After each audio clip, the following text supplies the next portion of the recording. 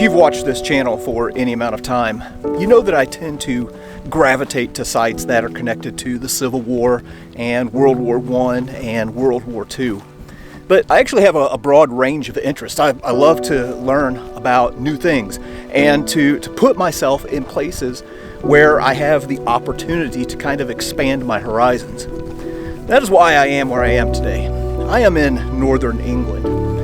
And in the ancient world, during the time of Roman dominance, this spot right here would have been at the far edge of the Roman Empire.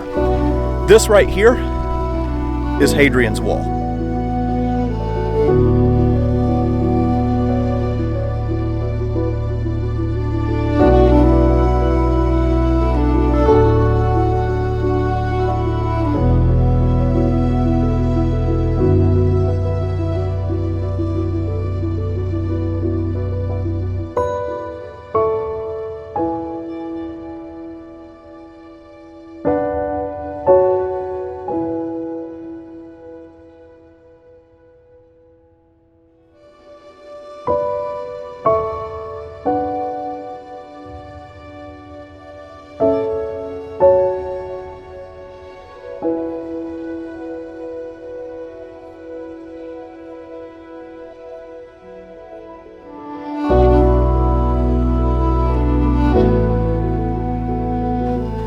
So this is Hadrian's Wall.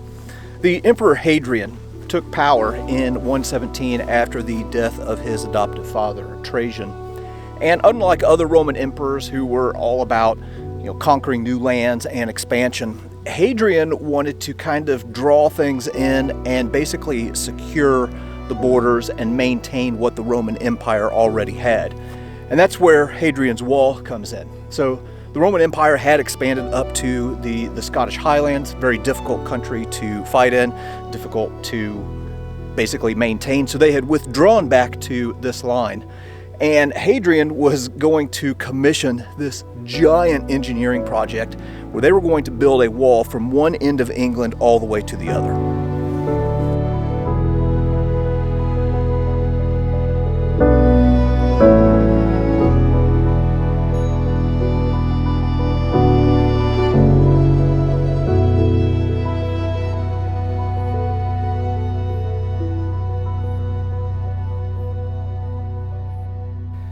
Just walking along this wall, honestly, has been awe-inspiring to me.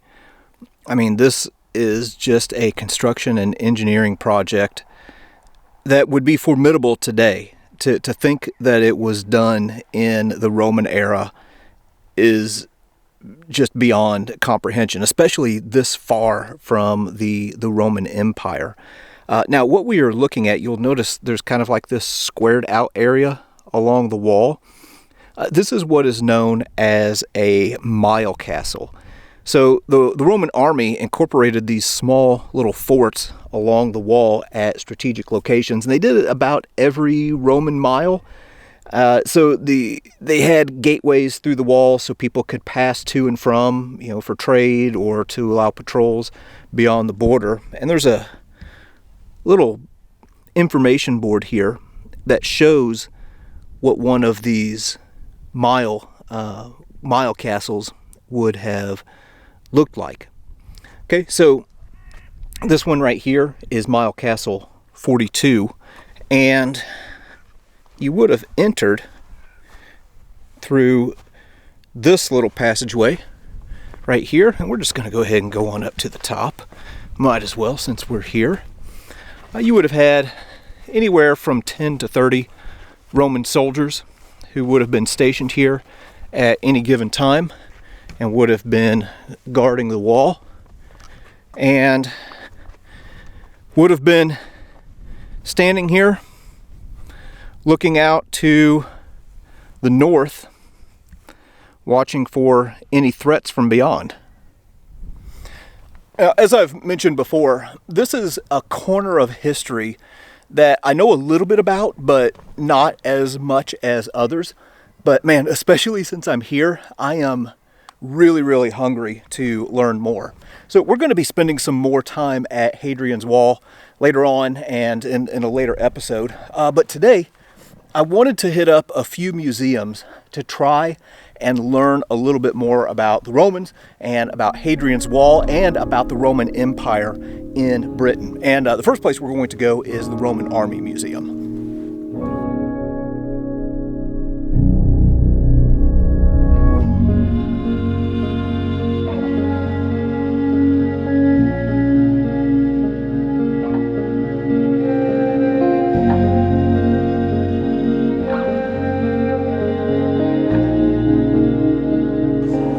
So we just got into the museum here, and again, in this museum you're primarily learning about the Roman Empire from the perspective of the Roman soldier.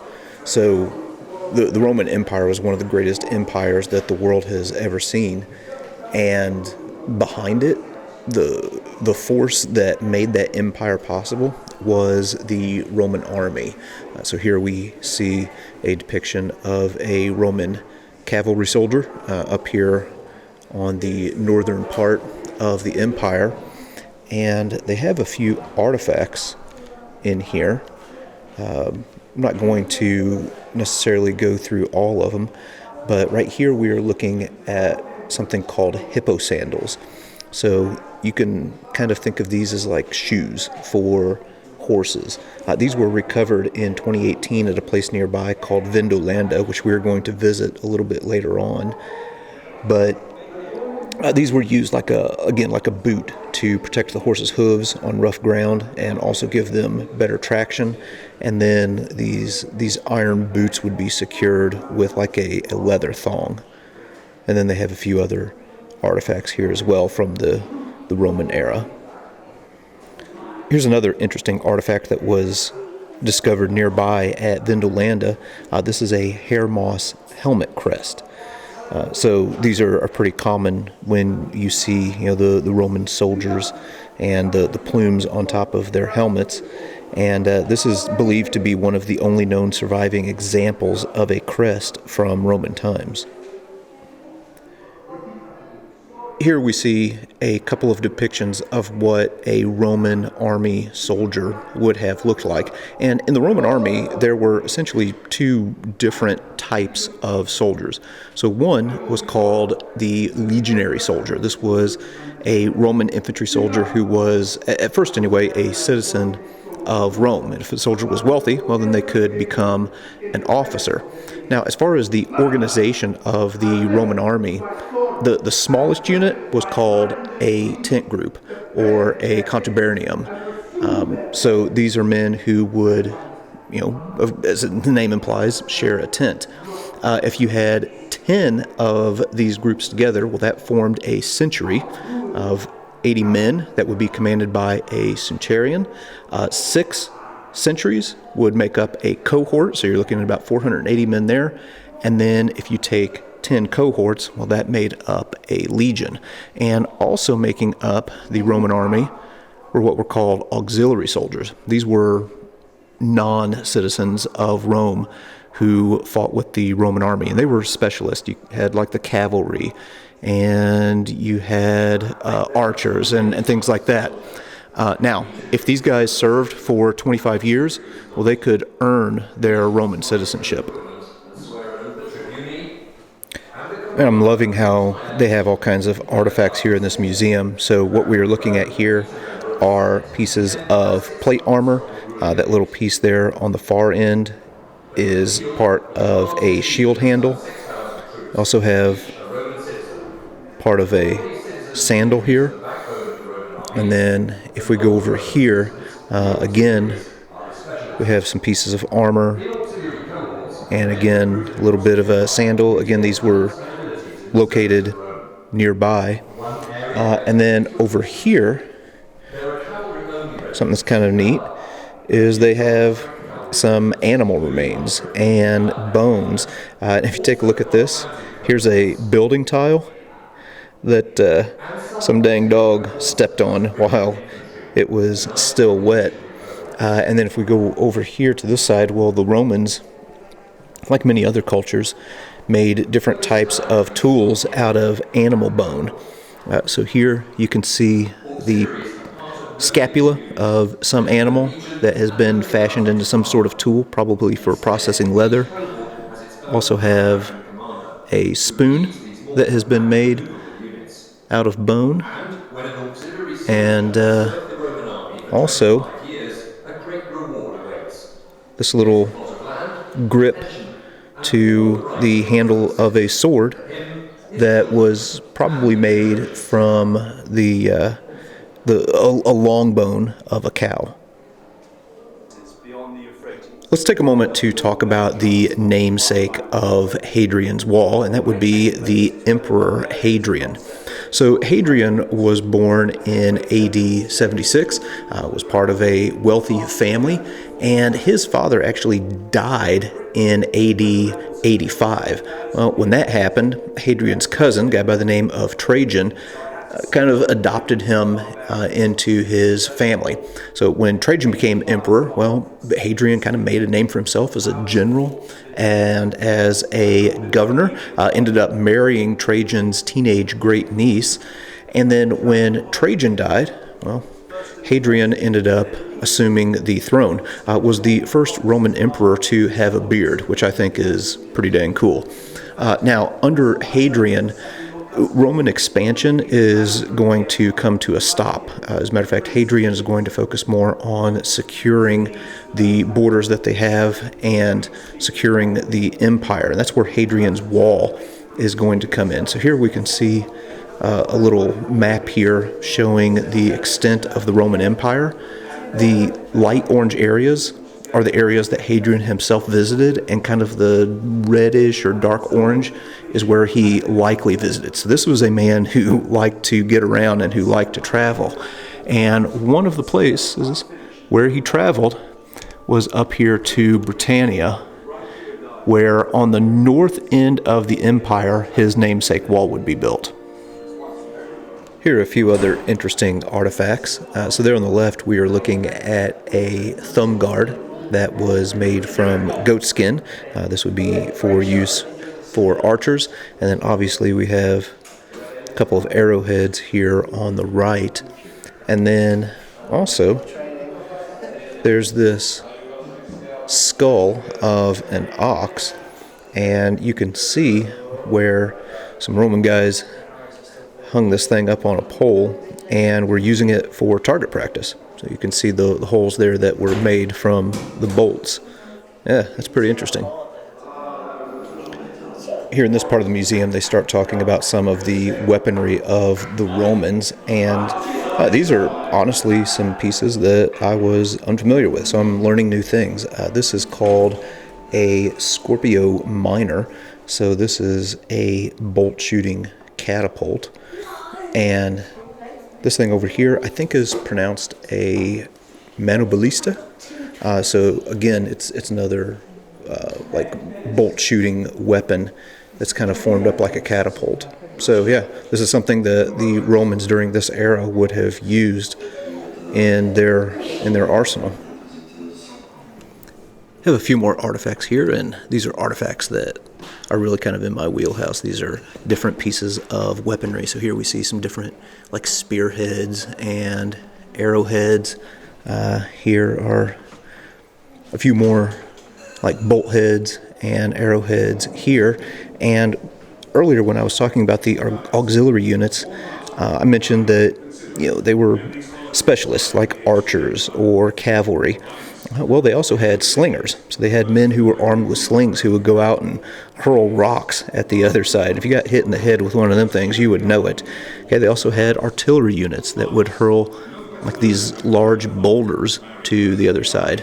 And then here, they have some examples of like the different shields that the Roman soldiers would have had. If we go over here, well, here are examples of the helmets that they would have worn. So this one on the left, just a standard soldier's helmet. You can see it provides protection for the top of the head and also the sides of the face. This one in the middle is quite similar, except this is a centurion helmet. So you have that plume on the top denoting his rank, so he could be easily seen on the battlefield. And then this one right here, Well, this was for the auxiliary cohort, so a little bit different. You can see it kind of has more of a conical shape on top. Here's some of the armor that would have been worn during this time. So over here we have some scale armor. Kind of looks like dragon skin or something. One of the issues with the scale armor is that it can be damaged easy and was hard to repair because of these little small scales. So here in the middle, this is plate armor. And this was, again, worn by the legionaries, had these overlapping pieces of plates. Was a little bit lighter than the chainmail, but was not quite as comfortable. So because of the shape, like taking a deep breath was a little bit difficult, which could be problematic on the battlefield.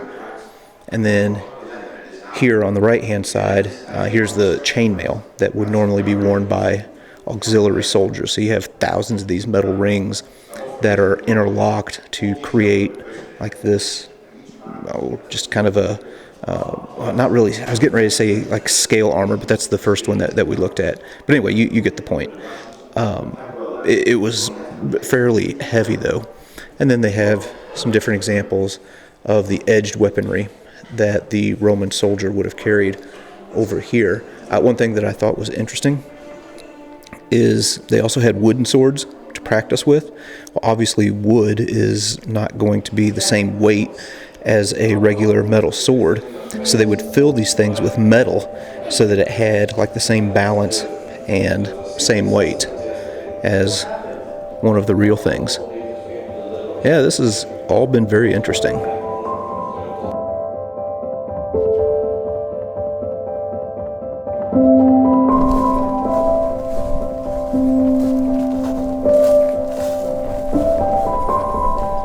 We just walked out of the museum, which was really quite interesting.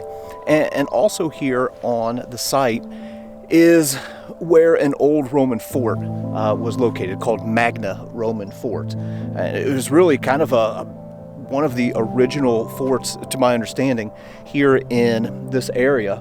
And they are currently doing an excavation of this site. So right here you can see where there is an ongoing project to excavate the fort here at this site and see what we can learn from it and see what other artifacts might be down beneath the surface. It's wild for me to think that here, around roughly 2,000 years later, well, we still could be learning new things about this civilization. And unfortunately there's no one here that is working right now. Honestly, I think it's because it's lunchtime. I would love to be able to chat with someone and learn a little bit more about what they found here. But anyway, at least we can take a look at the archaeological site and some of the work that's being done. We've moved just up from the dig site, and right here in front of us you might notice this trench looking thing. Well, this is called a vallum, and this was something else that was built in conjunction with Hadrian's wall to help with the defenses of this northern territory and with the defenses of the wall itself. Yeah, very, very interesting. All right, we're going to move on down to Vindolanda now.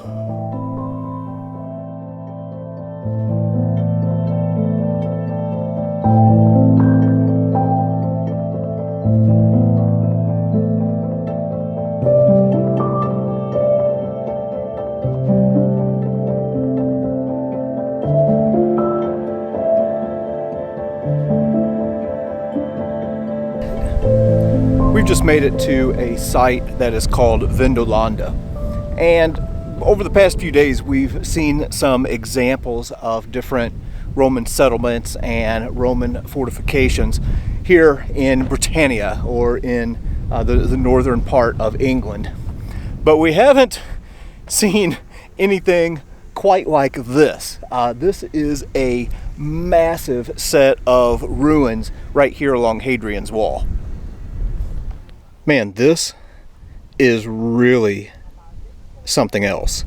I didn't know what to expect coming here, but I honestly didn't expect this, to see so much, especially given what we've seen so far on this trip. So Vindolanda had some prior settlements and establishments here, but the Romans didn't build their big permanent fort that we see there in the distance until the year 213. So again, this is the military fort in the distance, and then outside the wall was the village, or the settlement that, where people lived in support of this whole community.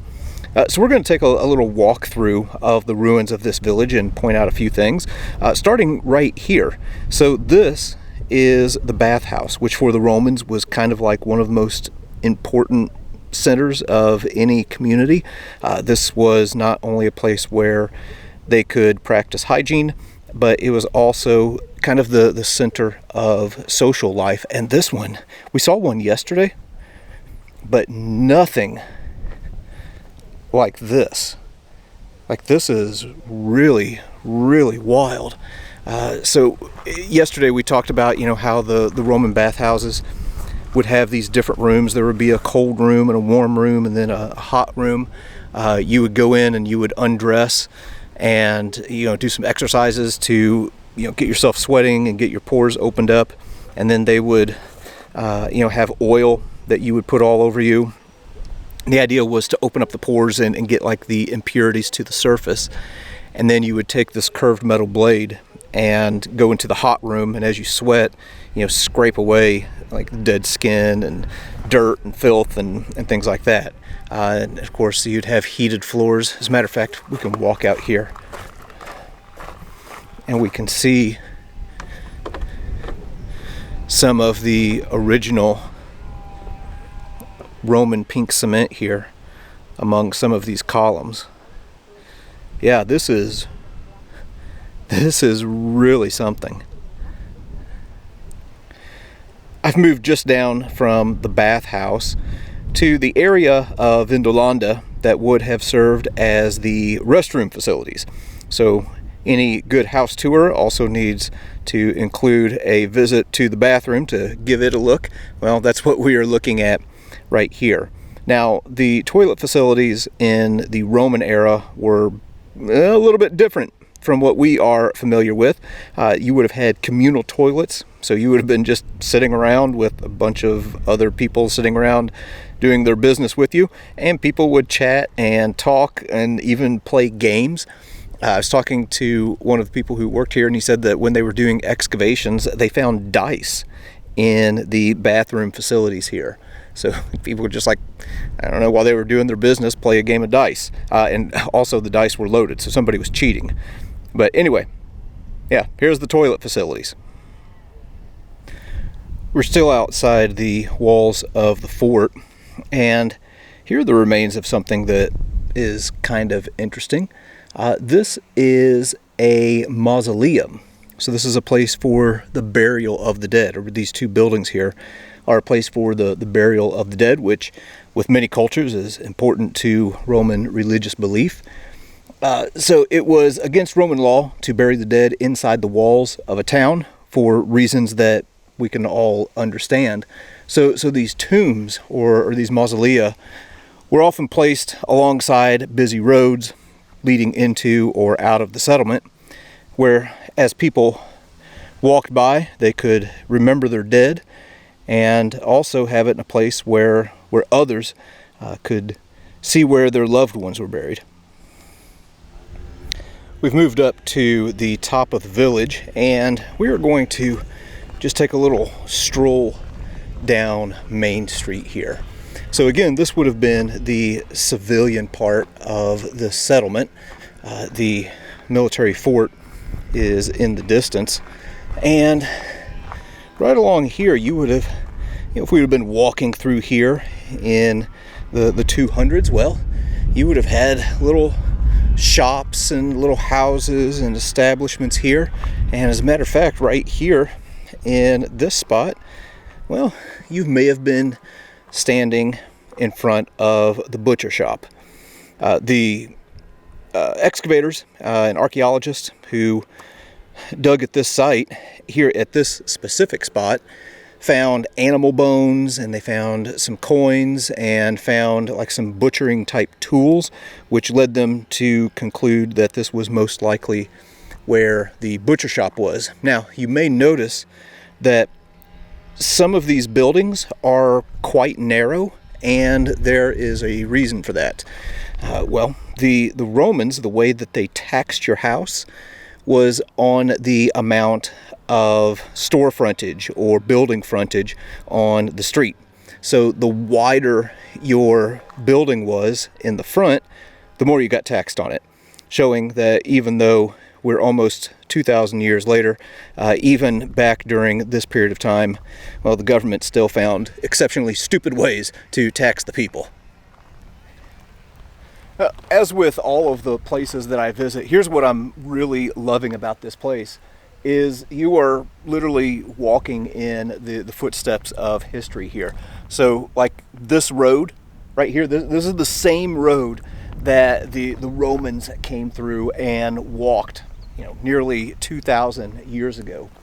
This building right here, this would have been the tavern. The archaeologists that excavated this site found like broken shards of pottery there. And they also found what would have been beneath the floor, like a whole bunch of coins that I guess the pub landlord had buried down there. So anyway, all kinds of cool things to think about, when you're here and kind of trying to imagine like what this community looked like in its heyday. All right, now right here is the western gate to the fort. So we're going to go ahead and go into the military structure now.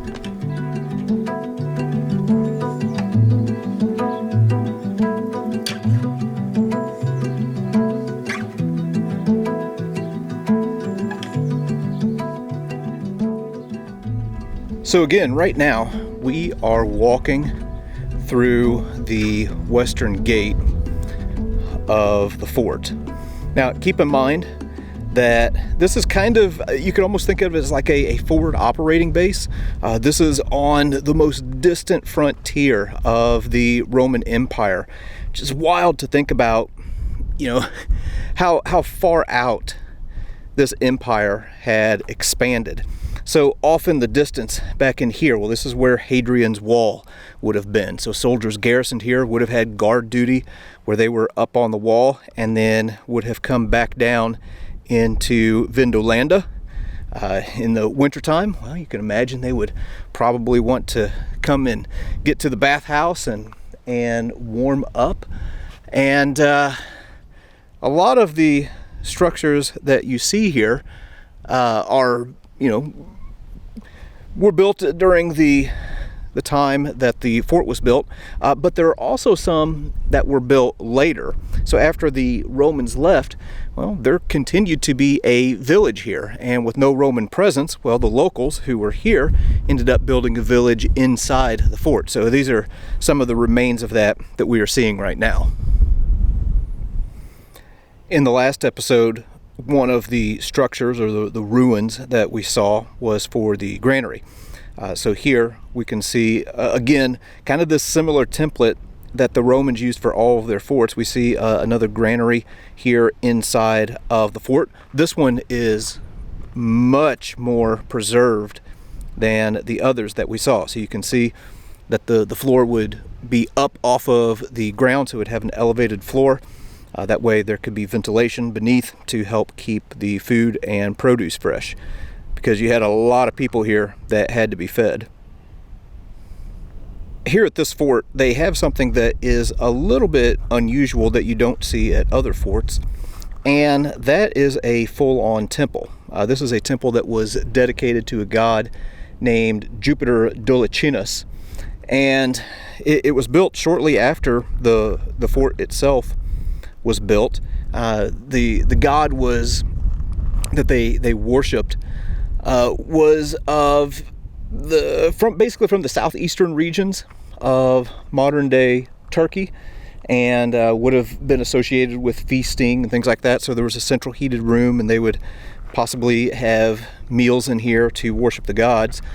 And then as paganism gave way to Christianity, well, obviously this particular structure became a place that was not used for the worship of that god anymore. It was eventually destroyed by a fire.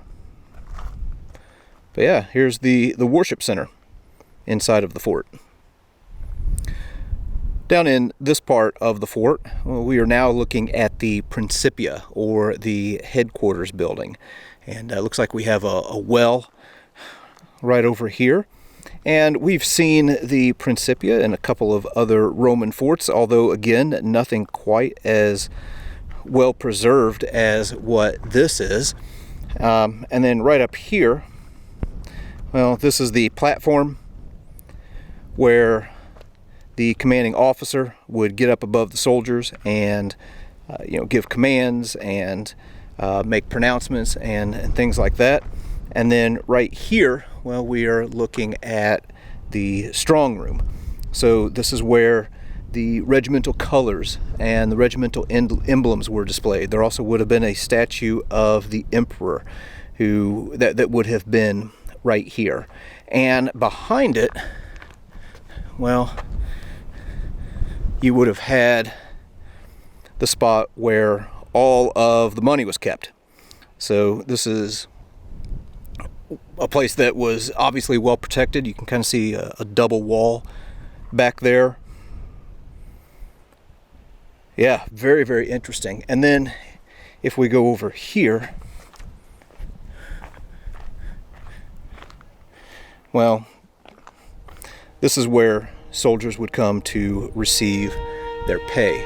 And you can see this stone here that has a little bit of etching and decoration on it. I think that's called a curtain wall. Okay, so it could be removed and soldiers would come here in order to collect their pay.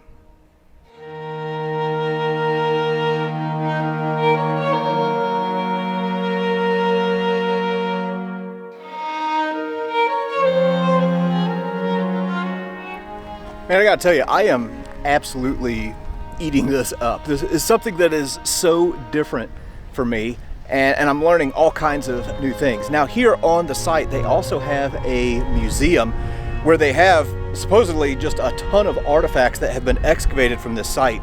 So we're gonna dodge into the museum here for just a little bit and yeah, see what came out of this old Roman fort.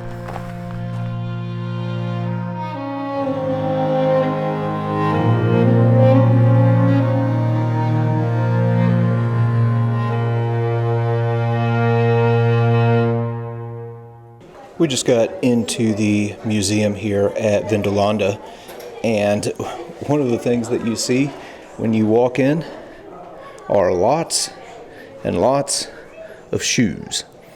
So here we have a couple different examples. They're on the top. Zoom in here a little bit. We have a pair of sandals. So of course this would be for the summertime and indoor use. It would be just flat bottom, wouldn't have any studs on the underside. So again, you'd use these a lot in the bathhouse like what we mentioned earlier.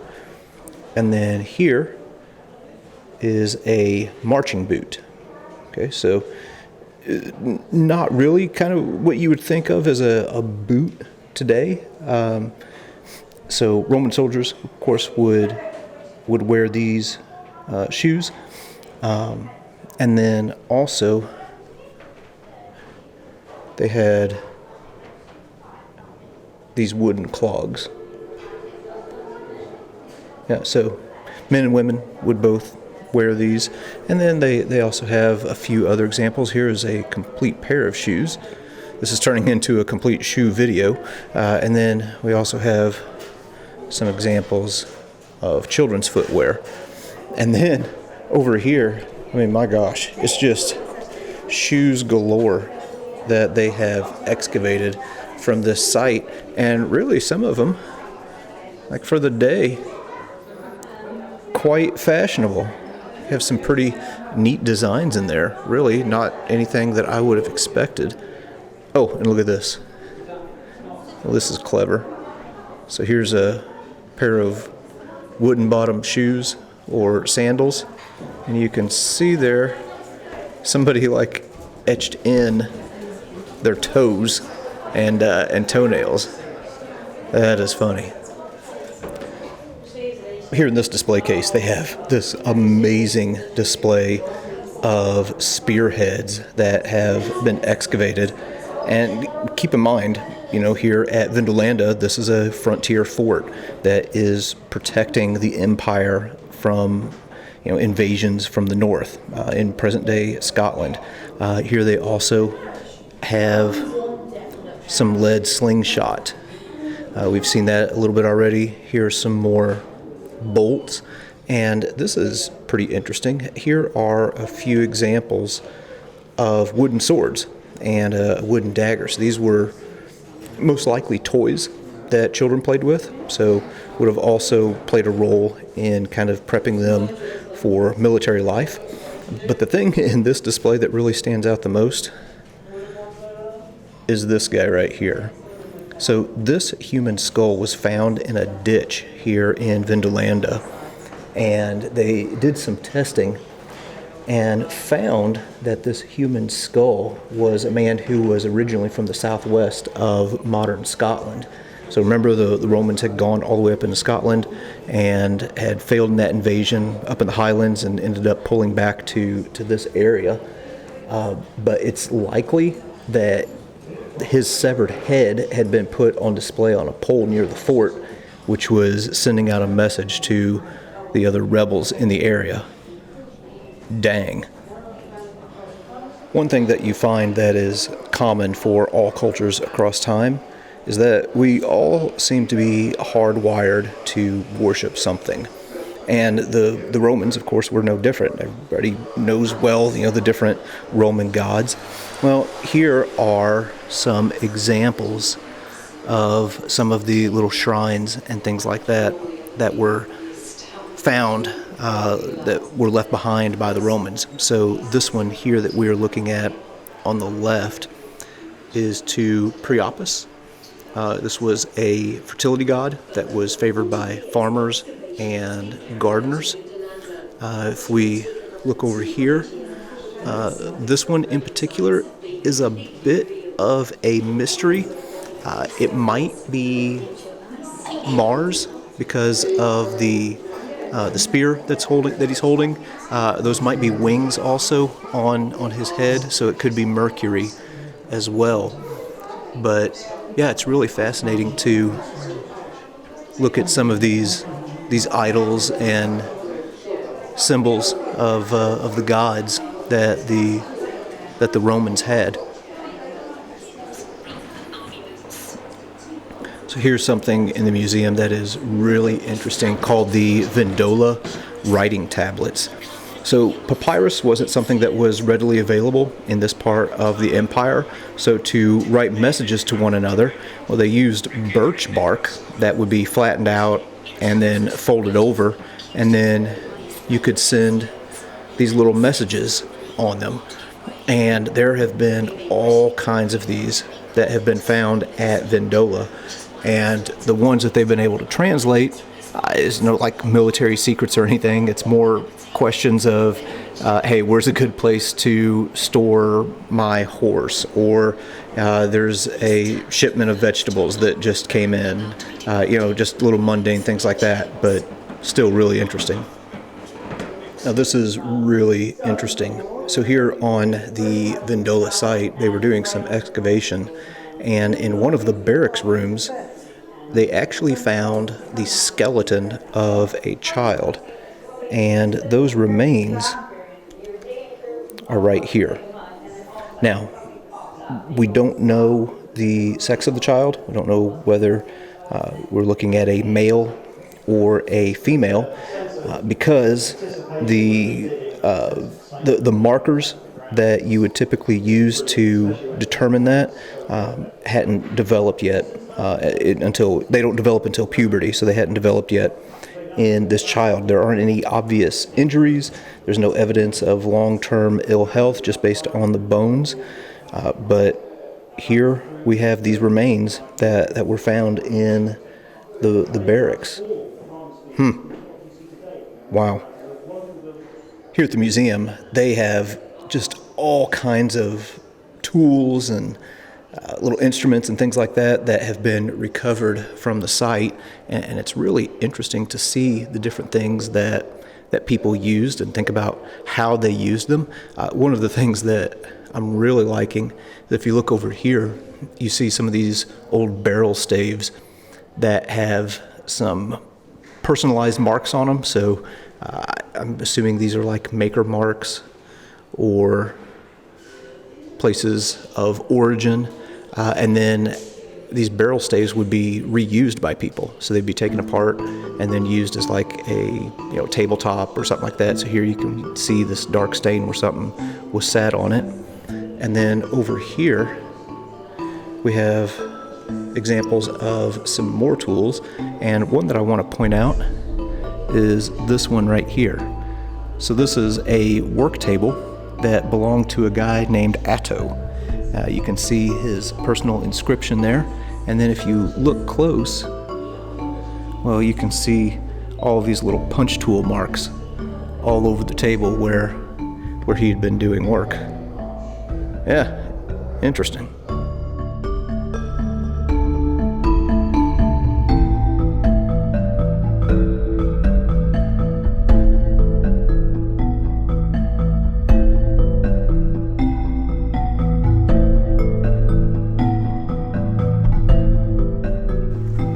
Okay, we just got out of the museum, which was really, really interesting to see the things that they pulled out of the ground here at the site.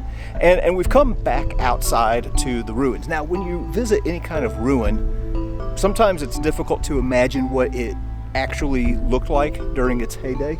Well, here at the site, they've actually done a reconstruction of Hadrian's Wall to help us to understand what we are looking at when we are at the ruins.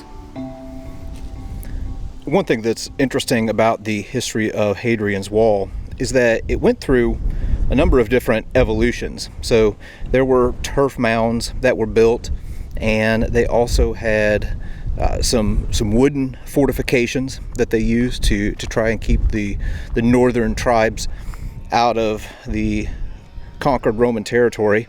And then they got to the Hadrian's Wall that we are all familiar with, the stone version. So actually I'm gonna just walk up here and take a look at this. And I'll be honest, as someone who is not really what you would call a student of Roman history, I'm just kind of more of a casual learner. The wall itself is bigger than I thought it was, and it's crazy that these people built this thing from one end of England to another. I mean, what the Romans did was just so impressive. So you can imagine being a Roman soldier placed on guard duty and having to man your part of the wall for a period of time. I don't know how long they would be up for a stretch. But anyway, coming up here, yeah, we can get a little bit of an idea of what it was like for these guys. Okay, now I can't come to a reconstructed section of Hadrian's Wall and not go up in the tower. So we're gonna shimmy up these steps here.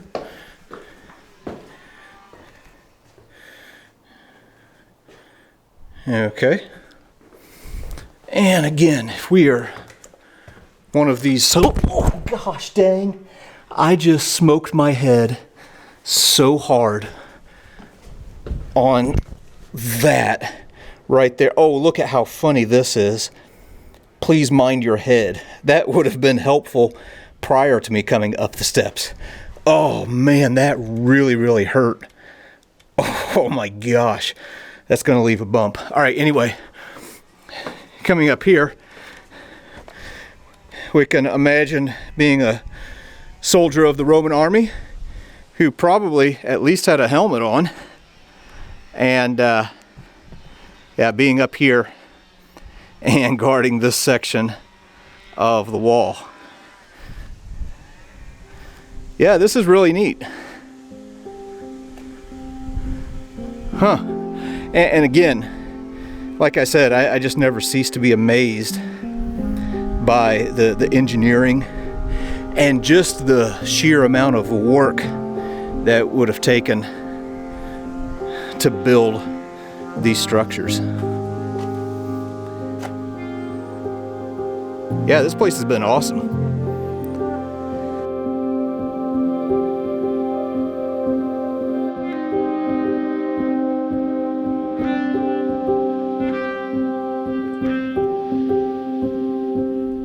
All right, well, we have come back out to Hadrian's Wall, and I'll tell you what, I am absolutely loving this place, and I am learning so much. This has been just an absolutely phenomenal trip. We're going to go get ourselves some dinner, and tomorrow I think we're going to hit a few other parts of Hadrian's Wall and see what else we can learn about this era of history.